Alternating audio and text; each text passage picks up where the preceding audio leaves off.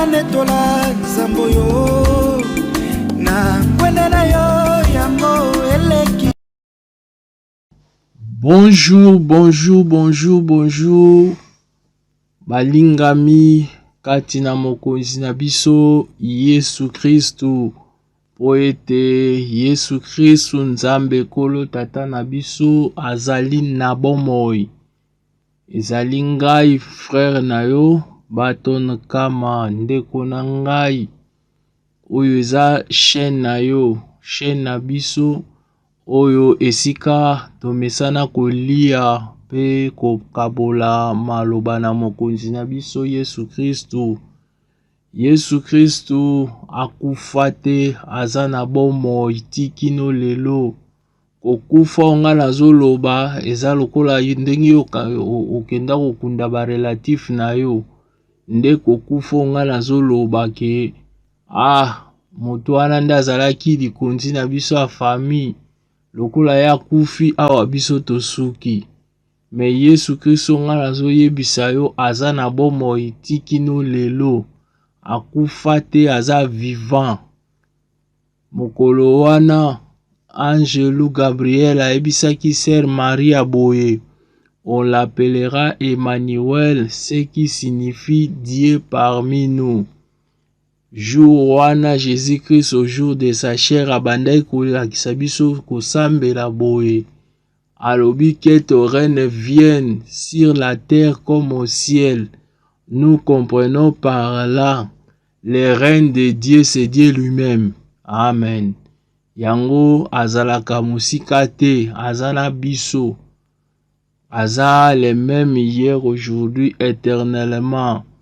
Molingami soki tozwami na pema, to soki na kati ya mitema na biso tozwami na kimia, tozanga te kozongiselaka Nzambe matondi.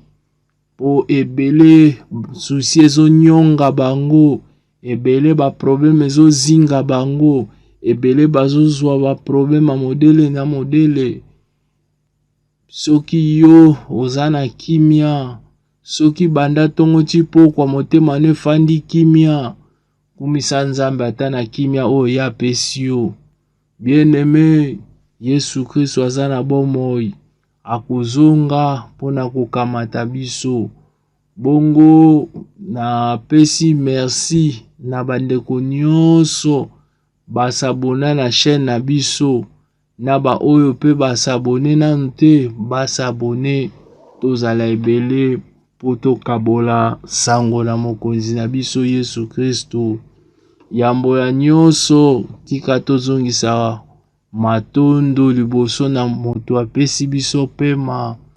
Wafwaku mwana wa leza wa baleza, wafwaku le créateur incréé, car toute chose a été créée par toi et pour toi. Mais moto te akela yo, biso nyonso tokelama epa na yo, me moto te akela yo. Nzambe na bomoi, po bakonzi na basoda baza na basoda po babatelaka bango, me yo nde Nzambe obatelaka biso. Yango makomi ezotangisa nga boye ete l'ange de l'Éternel campe tout autour à ceux qui craignent l'Éternel pour les arracher du danger.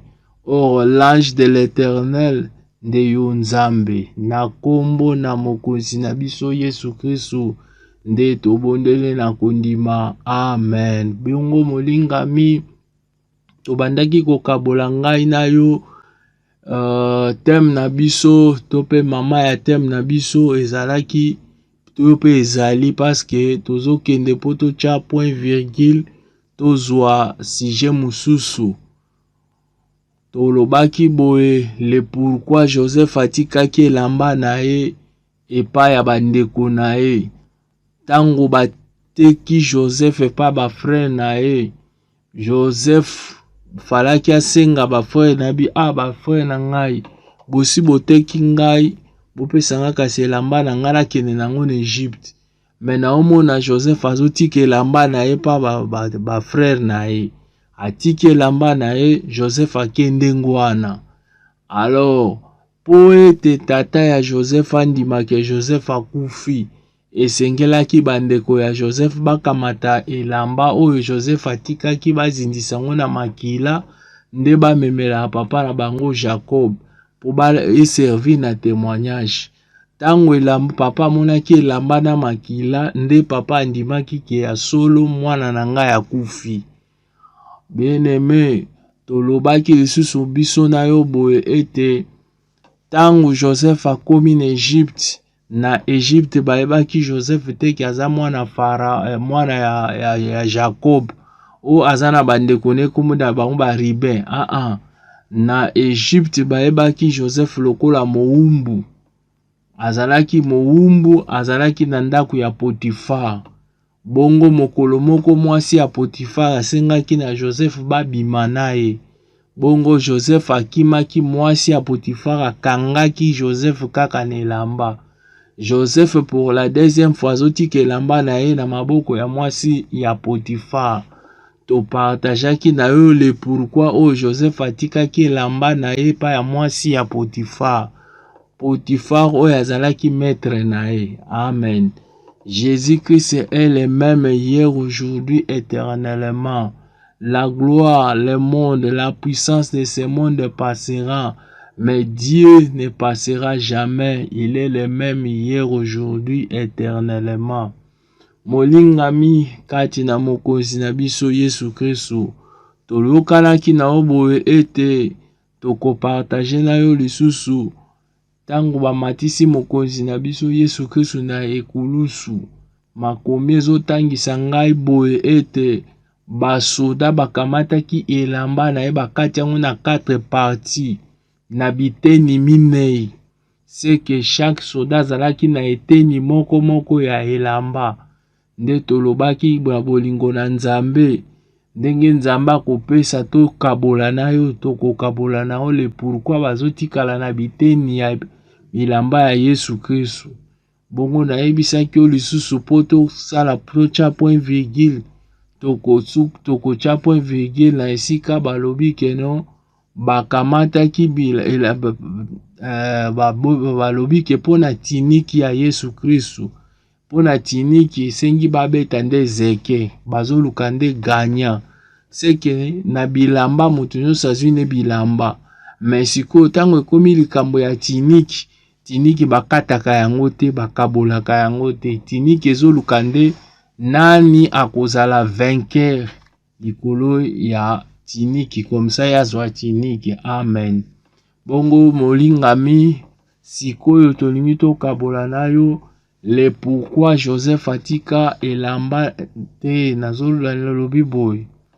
Tolingi tokabola na yo le pourquoi bakabola elamba Yesu Kristo na 4 parties.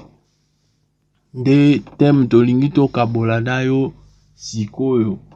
Ezala wapi? Nazwi yango wapi? Nazwi yango na Bible. Zwa mokanda na Jean chapitre 19 verset 23. Jean chapitre 19 verset 23. Jean chapitre 19 verset 23. Na lingala babi na Yohani 19 23. Quand zela nazwa ba version parce que nazoko utiliser ba version mibale awa pa na ngai naza na ba version mibale. Na version oyo nabana na version na moko oyo naza nango babi quand les ayeux mis Jésus en croix. Zela nazwa version au la Louis II. Jean chapitre 19 verset 23. C'est là, patientez mon ndeko. Verset 23. Ok, na verset 23. Les soldats, après avoir crucifié Jésus, priront ses vêtements et il l'en fera 4 parties, une part pour chaque soldat. Nde tosuki ka wana. Tozo partager le pourquoi. Les soldats, après avoir crucifié Jésus, priront ses vêtements et il la fera 4 parties, une part pour chaque soldat. Nde thème na biso tozo kabola kaka yango wana. Bien aimé, tokende na expliquer yo. Jésus-Christ ayaki na mokili kopesa bomoi. Bongo tango bamatisi Yesu Kristo na ekulusu, na expliquer yo na écriture, bongo na koya opesa explication. Nalobi boye. Na Jean chapitre 19 verset 23. Jean chapitre 19 verset 23. Yesu Kristu nkolo Nzambe tata na biso. Tango bazwi ye bamatisi ye na ekulusu. Bamatisi ye na ekulusu. Nde makomi ezoloba boye. Bakamataki bilamba na ye na pluriel. Parce que na évangile ya bantoma totosaka bale bala. Eza na le pourquoi bakoma yango. Basalaki te ke poka Bible vimbe ezala munene te. Mais eza na le pourquoi oyo bakoma yango. Tango bamatisi mokonzi na biso Yesu Kristo na ekulusu. Nde makomi ezotangisa ngai boye. Koloba ete bakamataki bilamba na ye bakaboli yango na 4 parties. C'est que chaque soldat azalaki na morceau moko ya elamba. C'est que na lingala tokoloba na soda basoda nyonso basoda, chaque soldat azalaki na eteni moko ya elamba. Amen. Nde siko tozo kabola le pourquoi bango bazo tikala na biteni moko ya elamba ya Yesu Kristo. Pourquoi pas bandibaika mutu moko azo elamba ngo nyonso. To bazwa ngo kaka nyonso. Mais bazo lobake bakaboli bilamba à 4 parties. Bien aimé, tango ekomaki likambo ya tiniki nde na uti koyebisa yo tiniki balobi keno il faut babeta nde zeke. C'est que tiniki balukaka nde gagna. Mais bilamba na pluriel bapesi yango mutu nyonso. Mutu chaque soldat bazwi na elamba. Mais tango ekomi na tiniki ya Yesu Kristo balobi te to betela yango zeke. Bien aimé, naza si comprendre ndenge critique elobi. Siko tokende koluka pourquoi bakabole elamba ya Yesu Kristo na 4 parties. Bien aimé, Yesu aza nanu nani po bakamata ebilamba na ye bakabola ngo na 4 parties. Eloko nini esalaki ke Yesu amata na ekulusu po bamatisa na ekulusu. Et puis bazwaka bilamba Yesu te soki nano amati na ekulusu te. Donc po zwa bilamba na ye, il faut zela ya mata na ekulusu. Après avoir ye komata na ekulusu nde yo siko kozwa elamba. Soki amati na ekulusu te okotikala kozwa elamba te. Bongo Yesu Kristo aza nani? Nde yango etindi nga na mokanda na Jean chapitre 1 verset 1. Makomi na mokonzi na biso Yesu Kristo za koloba boye. Au commencement était la parole et la parole était avec Dieu. Or nous comprenons Jésus-Christ c'est la parole. Or la parole faite chair. Siko eloko nini matisa etindaki ye bamatisa ye na ekulusu. Ayaki kopesa nde bomoi. Ayaki kokondane mokili te. Kasi ayaki kopesa nde bomoi. Yango wana etindi ngai na kende na histoire ya Israël na bondeko ya kala. Ezalaka po ete masumu na moto elimbisama. Esengeli baboma nyama. Bazwa ba sacrifice ya batoro basala sacrifice ya banyama. C'est que nyama bandaki komema masumu na bato. Mais ekokaki te. Nzambe kolo tata na biso alembaki sacrifice ya banyama. Siko esengelaki moto mobimba. aya kopesa nde bomoi na ye mpona bolimbisi na masumu na bato. Yango komona na Esaïe 54 baloba ke non, cependant ce sont nos souffrances, ce sont nos douleurs qu'il a porté. Yango ozomona mokolo batelemisaki ye na Barabas. Barabas aza incline, Barabas aza moyibi, Barabas aza mobomi. Lifute ya moyibi pe ya mobomi eza nde liwa. Me mokolo wana yenda amemaki masumu na Barabas, atiki Barabas akende. Ndeko kanisa esengo nini Barabas ayokaka na motema mokolo wana? Parce que ye sentence na ye to pe etumbu ya Barabas ezalaka nde liwa. Bien aimé, ayaki nde kopesa bomoi.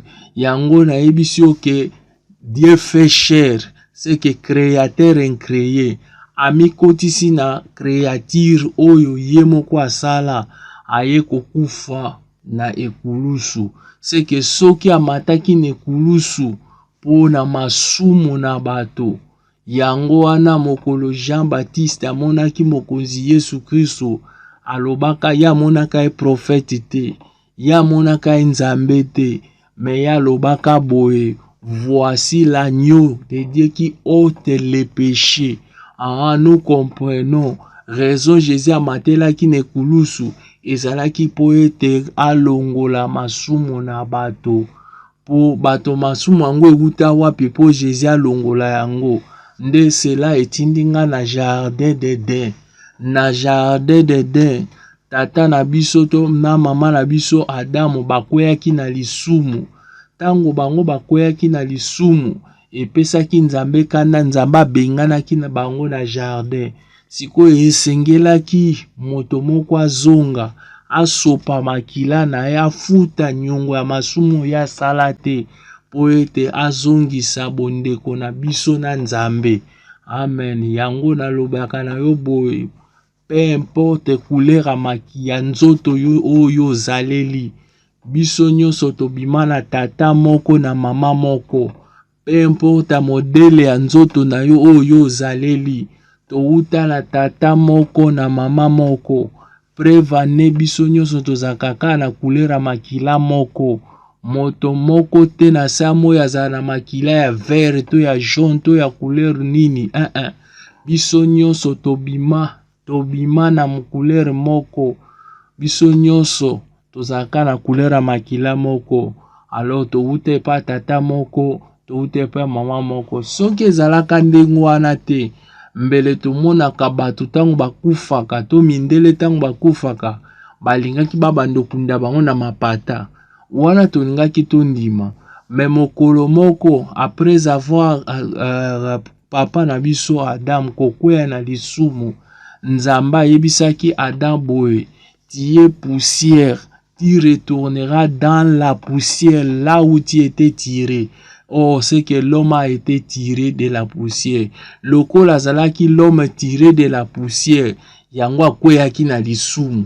Yango azalaki facilement kokweya na lisumu. Tant le diable ayaki a tenté, akweyaki facilement parce que il était l'homme tiré de la poussière. Siko esengelaki le second Adam, oyo azali Jésus-Christ de Nazareth, le véritable vrai Dieu. Parce que Bible zoloba, quand les 24 veillants et les 4 êtres vivants sont rendus honneur et gloire à celui qui vit au siècle des siècles. Celui qui vit au siècle des siècles, c'est la personne de notre Seigneur Jésus-Christ. Il fallait qu'il y ait le second Adam. Azali tiré na mabelete, mais aza spirituel. Aya kopesa bomoi. Yango wana nde amataki na ekulusu pona kofuta nyongo ya masumu na biso. Biso ba oyo tozalaki mabe, biso nde tobebisaki, mais Yesu Kristo aye lokola sacrifice vivant, amati na ekulusu pona mabe na bato. Amen. Bongo basoda baza banani? Basoda bien aimé, soko tali, soko remarqué, basoda oyo bamatisaki mokonzi na biso Yesu Kristo na ekulusu. À ce temps-là, Israël ezalaki gouverneur bazalaki ko gouverner yango na ba romain. C'était le temps où Israël ezalaki sous colonie ya ba romain. C'était les romains parce que Pilate azalaki juif te. Pilate azalaki romain. C'est que c'était les soldats romains. Bazalaki ba soldats romains. Yango komona voir même bato bamonaka résurrection ya Yesu Christo. C'était d'abord les romains. C'était les romains nde bango bakendaki ko témoigner pa banganga nzambe. Banganga nzambe wana bazalaki ba romain te, banganga nzambe bazalaki ba yuda. Amen. Par là nde to comprendre boye que non bango nde c'était les romains nde bango bamonaki lisekwa liboso, bango nde baki ba memi sango epa ya banganga nzambe ke moto oyo bochaki kuna moto wana asekui asekui. Bible za koloba ke babimisaki madesu oyo tolobaka na lingala ke bapesi kanyaka madesu abana oyo babaka ke funga munoko kanga munoko uzwa madesu abana. Par là nde to comprendre boye ke ba romain bazali peuple en dehors ya Israël, baza ba pakanu na Israël. Par là nde to kende na ko comprendre que les romains ce sont les peuples en dehors d'Israël. Les romains c'est vous et moi. Amen. C'est vous et moi. Biso nde to mona ki te molise quoi. Yango pasteur yango nde ko molinga mi. Mama, papa, mama motei, mama diacre. Tikaka koloba ke tikaka komema parité na kati ya makambo ya Nzambe. Makambo ya Nzambe tikali absolu. Makambo ya Nzambe babakisaka te. Makambo ya Nzambe tikala absolu. Mwasi na mobali na plan ya sali po na plan ya lobiko toza ndenge moko. Mais na plan ya ministerie nde esika tokabwani.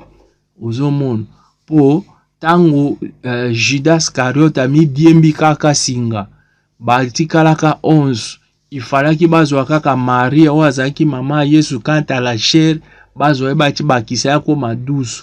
Mais pourquoi bazwaki yete? C'est que tika biloko oyo tika komema parité na makambo ya Nzambe. Parité na mokili eza normal. Mobali na mwasi baza ndenge moko. Po mobali amemaka avion, mwasi pa amemaka avion. Mobali abetaka ba bombe, mwasi pa abetaka yango. C'est que mobali azomemaka jet, amemaka mirage, mwasi pa amemaka. C'est que parité na mokili eza normal. Mais na makambo ya Nzambe, mwasi atikali mwasi, mobali atikali mwasi. Mobali atikali mobali. Donc kosala mélange te. Bato bamonaki te, bamonaki lisekwa ya Yesu Christo ezalaki bana basi te, ezalaki nde ba soda romain. Donc bango nde bamonaki lisekwa ya Yesu Christo po ba oyo balalaki garde na jour wana ezalaki bana basi te. C'était les hommes nde bango balalaki garde jour wana, bango nde bamona lisekwa boye. Nde bango nde bamemaki sango. Alors frère ma sœur, tika ba devine débat, tika ba vain débat, tika ba vain débat. Amen. Jésus-Christ est le même hier, aujourd'hui, éternellement. Nde par là tozo comprendre boye que non les soldats romains bazo représenter kaka yonangai. Amen. Bungo bilamba eza nini? Bilamba eza na oka ba œuvre. Amen. Ba œuvre nazu yango wapi? So tangi na Apocalypse 19 verset 8 balobi ke non excusez ba pesaki bango ba fin lin. Ba fin lin yango ange azo expliquer que eza misala ya ba juste. C'est que moto azo pesa ba fin lin. Est-ce que yemo akozanga bilamba? Loin de là. C'est que nous comprenons eza ba œuvre. Jésus-Christ est apparu dans le monde enfin pour détruire les œuvres du diable. Les œuvres du diable, ce sont les péchés. Les soumous des œuvres du diable, les œuvres quant à la chair. Les œuvres de Nzambe, cela m'a inspiré na buku ya na buku ya Jésus-Christ aza koloba boye. Ba misusu ba koloba Seigneur, nous n'avons pas chassé les démons en ton nom, nous n'avons pas guéri de donc biso to salaki bikamwa te, biso to koloba biso to bengala ki ba démon te. Jésus-Christ azoloba boye ke na koyebisa bango mokolo wana bokende ngai na yebaki te. Or nous comprenons par là les œuvres, frères, les œuvres, le bilamba, ce sont des œuvres. Or, bien-aimé dans le Seigneur, œuvre ya nkolo kati na moto eza nini? Nzambe apesi ngai na yo makoki na tse na moi oyo, ou bien moyena mutu nyonso ayokaka liloba na Nzambe. Mais eza na bato oyo bazalaka na mafu ata yoki ne liloba na Nzambe abia botika na bino. Tango baoyebisa eke Jésus-Christ akozonga, alobi biso bana tobotama tozalaka bana, babandaki koyebisa biso ke Yesu akozonga. Yesu anga akozonga ka ndenge nini? C'est que frères et sœurs, la parole de Dieu epesameli na moto nyonso eza ya ofele, ce sont les œuvres, parce que Jésus-Christ c'est la parole. Quelque part azoloba ke soki bondimela nga te bondima ta ba œuvre. Or ba œuvre nde elamba oyo mokonzi alataka, elamba ya mokonzi nde eza ba œuvre. Or les œuvres ya nkolo nde bolingo. Yango wana inspiré nga na buku ya Jean 3:16, Bible eke car Dieu a tant aimé le monde qu'il a donné son Fils unique afin que quiconque croit en lui ne périsse point, mais qui ait la vie éternelle. Or, la vie éternelle, Jésus-Christ a zoloba na Jean 17, c'est de te connaître toi le seul vrai Dieu. C'est que frère, ma sœur, Jésus-Christ revient bientôt. Moto nyonso azotikala na elamba, donc basoda bazotikala na elamba. Ce n'est que ba oyo bazotikala na maloba na Nzambe, ba oyo batikali na misala na Nzambe. Kasi tango za na misala na Nzambe, pratiquer les œuvres dignes de justice. Amen. Amen. Pour Yesu Kristu azali nzela solo pe bomoi. Bakaboli elamba Yesu Kristu na 4 parties. Chiffre 4 bimi. Lokola chiffre 4 bimi, nde cela etindi ngai na création. Na création, na omona ke Nzamba salaki ba liminaire, ba éclairage. Asalaki moi, asali ba sanza, asali minzoto. Oh, Jésus-Christ est notre grand Dieu. Au jour de sa chair à l'obaki boy, je suis la lumière du monde. Oh, nous comprenons, la lumière du monde, c'est la personne de notre Seigneur Jésus-Christ. Yangoana frère Paul azolo baboina 1 Corinthiens 14 verset 6. Quelle utilité serait-je soki na ye parabino na prophétie, na doctrine, na révélation, na connaissance. Oh, les chiffres 4, c'est les la prophétie, la doctrine, la connaissance et la révélation. Bien-aimé, Jésus-Christ est vivant. Jésus-Christ est le même hier, aujourd'hui. Atiki bilamba na e, oeza maloba na e kati na bato. Moto nyonso akobikela maloba na Yesu Kristu akokufa te, kasi akozwa bomoi ya seko. C'est que moto nyonso, parce que la grâce est venue chez les siens ne l'a pas reçu. Siko pana biso bikolo, biso nde toza na bilamba ya Yesu Kristu, po grâce eza na biso, grâce efandi na biso, biso nde tokaboli bilamba ya Yesu Kristu na 4 parties, na doctrine, na révélation, na prophétie pe na connaissance. Biso nde toza na bilamba ya Yesu Kristu. Après un temps, ekozonga na Israël. On comprend les frères, ma sœur. Biso nde toza parce que les Romains, ce sont les soldats romains nde bango bazwaki bilamba ya Yesu Kristu. Ce n'était pas les Juifs, c'était les Romains. Oh, les Romains, ce sont les peuples en dehors d'Israël. Pour le moment, la grâce est chez nous. Chez nous, bisondet aux ngolu. Parce que Jésus-Christ aloba kiboe, l'Esprit du Seigneur est sur moi. Il m'a oint pour proclamer une année de grâce. Une année de grâce. Izangulu, biso onde biso, ba Romain, tozu yango, ba peuple oyo en dehors ya Israël.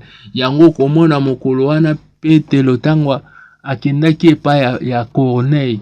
Azolo baboyeke oyebi ke pekisami. Biso na bayuda to biso na bapagano to sangana. Ah, nous comprenons les pagans les peuple biso tous en dehors. Nous étions privés de citer des droits en Israël. Tous allà qui a l'aunité, tous allà qui te a permis à kosambela na bayuda, mais à cause ya ekulusu, à cause ya musala o esalemi na ekulusu, nde siko Yesu Christ apesi biso bilamba na ye. Où ezali la prophétie, la connaissance, la doctrine et la révélation totikala na yango. Biso nde toza na bilamba wana. Bilamba wana eza na Israël ete eza na biso. Amen. Bien-aimé, tango yango yo ndeko na ngai toza na se na moi. Nous bronchons tantôt d'une manière, tantôt d'une autre. Tokweyaka na masumu. Po moto moko te abomo ya konangola musapine likolo alobi ke ngai natikala nanu kosumuka te aza te. Kasi soki tosumuki, bien-aimé tozongelaka Nzambe, bien-aimé totalaka bomoi na biso, bien-aimé toverifiaka foi na biso, bien-aimé to se controlaka biso moko, to verifiaka. Examinez-vous bino moko. Soki to examinaka bomoi na biso, to mitalaka parce que mutu nyonso na tongo alukaka moya sukola, mutu nyonso na tongo alukaka asala entretien personnel. C'est que salaka pe entretien personnel na bomoi na yo. Tika to verifiaka âme na biso butu moi.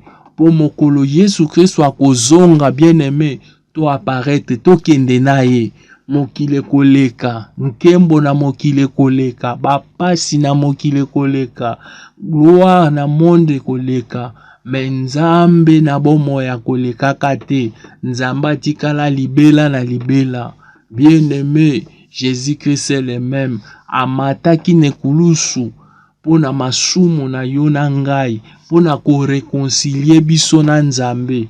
Nzambe azana bomoy. Nzambe akufa te. Jésus-Christ akotaki kaka na création o ye moko akelaki.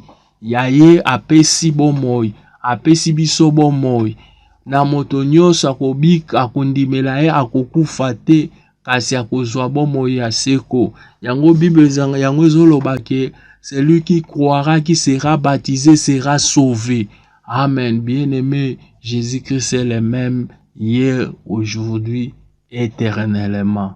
Nde par ici, nde kolangai, na tche point virgule, pe nazo senga na yo, o s'abonner na chaîne na biso, o s'abonner na chaîne na biso.